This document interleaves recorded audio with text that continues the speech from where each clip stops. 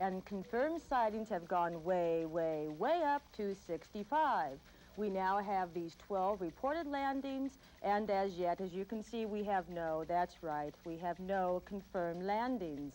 However, our Brainiac 700 computer is now projecting a not insignificant 11% probability of invasion.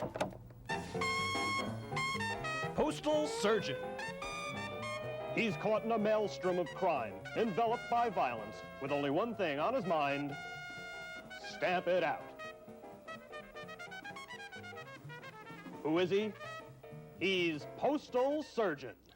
Wednesdays at 9:30.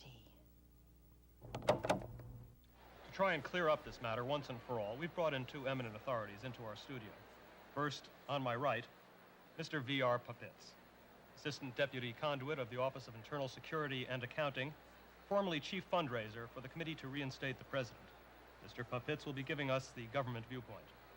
And also with us, on my left, Dr. Sven Farn-Persson, noted author and lecturer, winner of the Nobel Peace Prize. Nobel Peace Prize. Excuse me, Doctor. Nobel Peace Prize in, it says, physics? Physics. What about the government? What is their position, sir? Well, I certainly wouldn't want at this particular chronological mode to represent myself as a spokesman for any governmental, or to own a keener edge to it, military policies. Not to suggest that such policies are or ought to be at a formulative stage at this time scan. I see. I do have a position paper I'm willing to. Well, then let's read it, because we must clear up this matter instantly. Go ahead and read your government statement. The statement says the government of the United States feels it would be foolish to accept as gospel the insidious rumors being spread around the country by purveyors of panic, panderers of poppycock, pariahs of pathos, pedagogues of pedantry, and Pied Pipers of pranks. There's no such thing as flying saucers. There's only a lot of nuts running around loose. Thank you.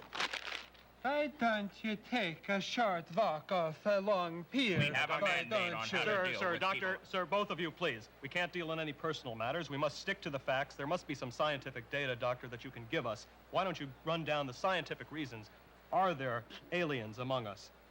I would like to say, first of all, that I was only kidding, yeah? All right, fine, then proceed. Very important, but then you have two heavenly bodies moving at each other at such incredible speeds, and then away from each other, then back together again, moving faster and faster, moving back and forth, away and back, continually moving over and over and over. These two heavenly bodies, they get to know each other pretty well, yeah? Maybe all of a sudden they're an item. Is it time for lunch yet? Yes, I believe it is. You know what happens when they come and you see them, they make you think that you didn't see them. That's a part of seeing them. Really, that's the truth. That's why people, you know, they don't think they see them. Anyone that says and they never saw them sees them all the time. That's what they do to you. Visiting civilizations are no more interested in us than we are in a colony of bees. Their response to the question, why don't these people make themselves known and ask to be taken to our leaders, is as follows.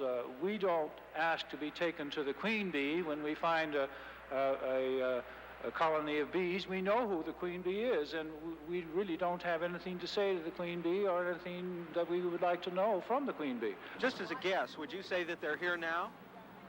Yes, I think they are. Somewhere in the United States. Do you think it's possible that they could be right here? You mean in Hollywood?